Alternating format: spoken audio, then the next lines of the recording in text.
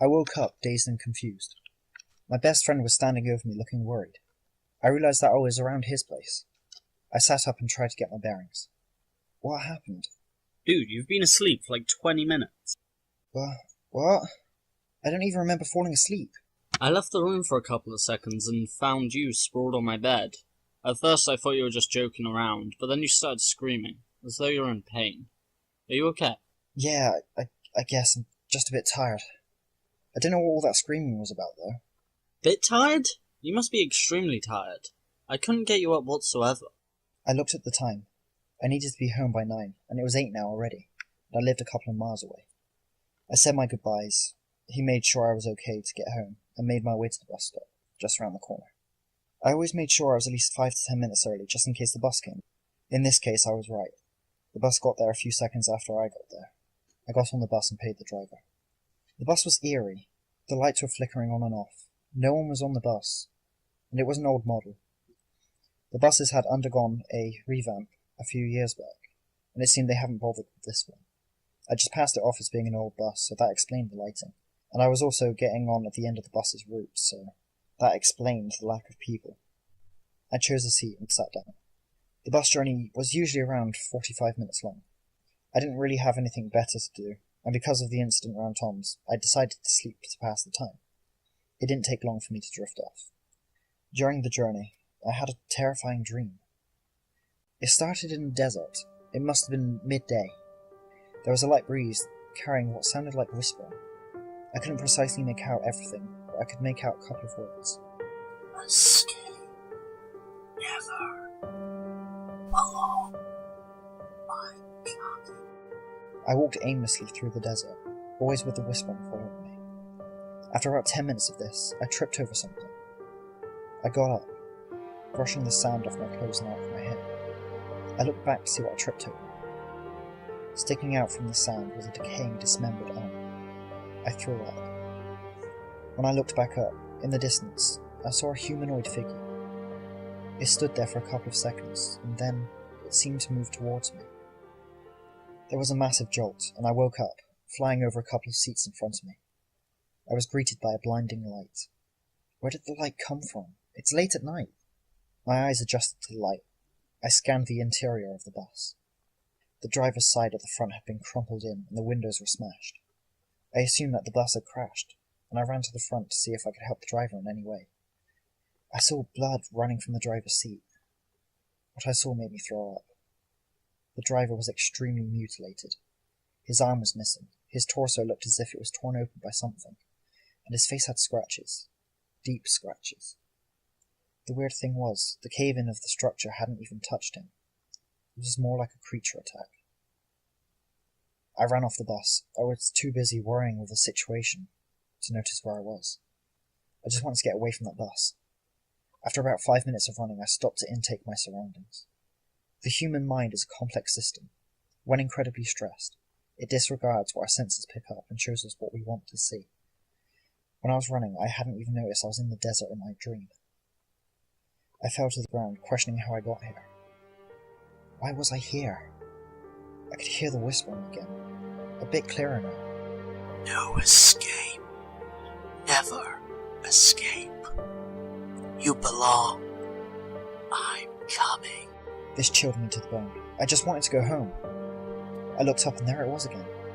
The figure. It was closer this time. Again, it just stood there and started to move towards me. I woke up, this time to the sound of a horrible high-pitched screeching. It sounded like it was nearby. I was still in the desert, but this time it was at night.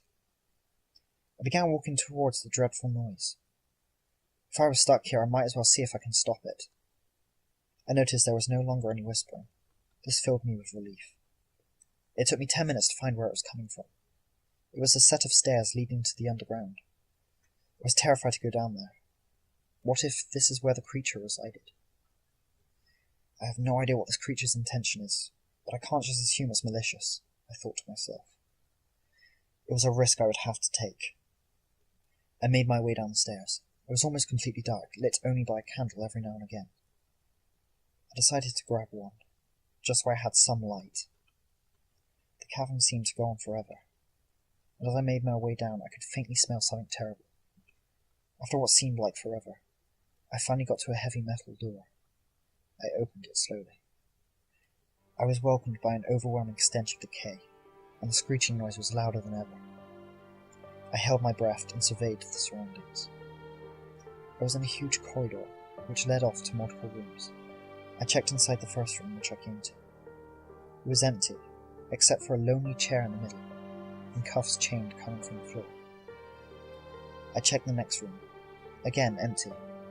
This time I could make something out, written on the wall. I walked up to examine it. The candle illuminated the words, with a dull orange glow. It was written in blood. There is no escape. There never will be an escape. You belong to me now. I'm coming for you. This scared me. This is what the Whispers in the Breeze has been saying. I need to get away from here. As I turned around ready to leave the room, I felt some kind of liquid land on my face. It was warm. I dabbed some on top of my finger. I found out that it was red. I looked up in terror. There, chained to the ceiling, was an unconscious naked body, blood leaking from its mouth and eyes. Its limbs looked like they were sawn off and sewn back on again. The chest has been ripped open to reveal the person's ribs. The area of the genitals had been mutilated far beyond recognition. It was sickening. This looked like it had been done recently. What kind of sick fuck would do this? Does it want to do this to me as well? I began escalating the stairs. I was approximately a third of the way up, when I heard something that made me stop in my tracks. I heard a low growling coming from higher up the stairs. I dropped the candle and ran back down the stairs. Behind me the creature's activity picked up, probably alerted to my presence. I got back into the corridor, ran halfway down and hid in a room. This room was exactly the same as the other rooms, empty. This room had the strongest stench of decay. My eyes had to adjust to the limited light from the candles in the corridor. When they did, I could make out a pile of dead bodies in the corner. I could hear footsteps in the corridor. They were close. It sounded like bare feet tapping on the floor. I had no choice but to hide. Unfortunately, the only place to hide was the pile of dead bodies. I buried myself into the pile, trying to cover myself completely with the lifeless corpses. They had similar injuries as the person hanging from the ceiling. I made a small gap between the bodies so I could see out. I looked toward the doorway to see it walk in. The creature that was making those growling sounds. It was a decaying, thin figure with loose skin falling off. It had longer than normal legs and arms that reached the floor. The creature had 3 fingers and toes, with huge claws which were at least 5 inches long. Its face was gaunt, and had a large mouth with spaced away sharp teeth, which forced it to grin. Where there should have been eyes, there were just indentations. Its nose was snake-like. Its head was smooth, and no visible ears to speak of. It was also shaking, like you would if you were cold, but more rapidly, like spasms. The creature stood in the centre of the room. I was holding my breath. I didn't know how much longer I could take the pressure. It was another 10 seconds before the thing left the room. As I heard it wander down the hall, I let out a long sigh of relief. But I also choked on the stench when inhaling. The thing must have heard, and rushed back into the room. I held my breath again, hoping it wouldn't find me. It opened its wide mouth and reached out a really long tongue. The tongue darted in all directions, and focused itself towards the pile of corpses. Its tongue retreated back into its mouth, and it started making its way towards me. It stood over the pile, and said in a raspy voice, There is no escape.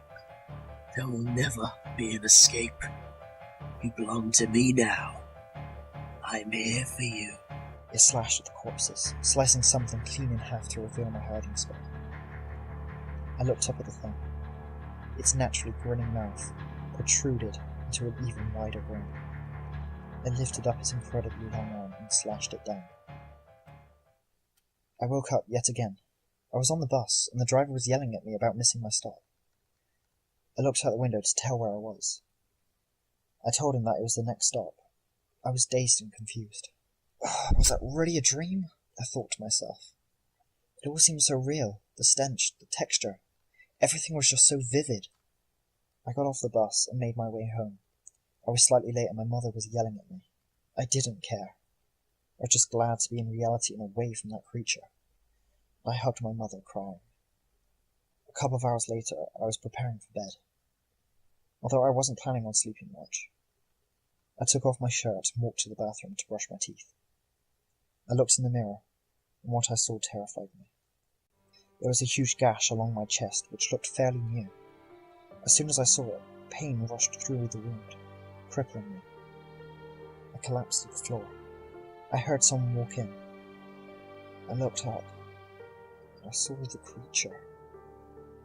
It knelt down to my level, and whispered in the same tone as before. There is no escape. There will never be an escape. You belong to me now.